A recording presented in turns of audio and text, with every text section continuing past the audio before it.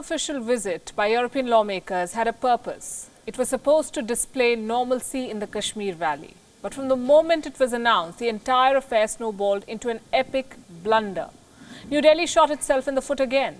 When it invited foreign envoys for a trip to Kashmir, access to the newly created union territory has been hard to come by. Former chief ministers remain in detention, 3 of them. Opposition parties, elected lawmakers have not been allowed to travel. Under these circumstances, visits by foreign delegations can hardly get the headlines that the government is looking for. In fact, the move has now led to more international scrutiny of the government of India. So did New Delhi bring this upon itself? On WION Edit, we'll explore the ramifications of what's happening in the European Union. And let me start with the defense. The Indian government says the CAA, the Citizenship Amendment Act, and the Kashmir issue are internal matters of India, and they're right. These are indeed internal matters.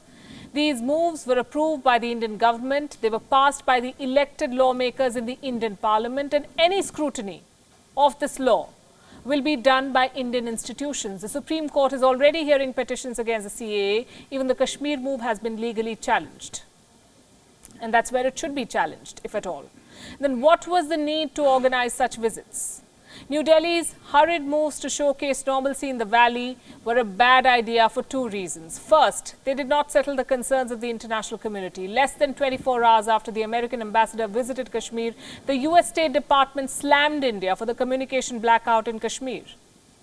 And second, the visits opened up the government to more scrutiny from the opposition at home. Despite clarifications, both these trips were labelled guided tours. The outreach lost its credibility in the process. What followed, though, was a barrage of criticism. And the recent protests against the CAA have kept the pot boiling. In the process, India's carefully crafted international image is taking a beating. New Delhi is losing out on the momentum it built with Prime Minister Modi's global outreach. While the debate within the European Parliament has no direct impact on India, it does cast a shadow.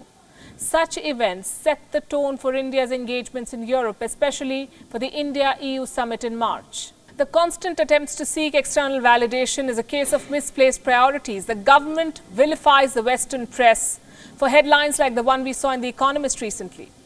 But it seeks validation from the very same people. The Kashmir move as well as the CAA triggered debates, yes, but they also found a lot of support at home. The government's engagements wanted approval or at least silence of strategic partners outside. But to bring their lawmakers as inspectors, to seek their approval or to seek their certificates was an unmitigated blunder. The government of India needs to rethink its strategy. Kashmir and CAA are internal matters. They do not need external approval.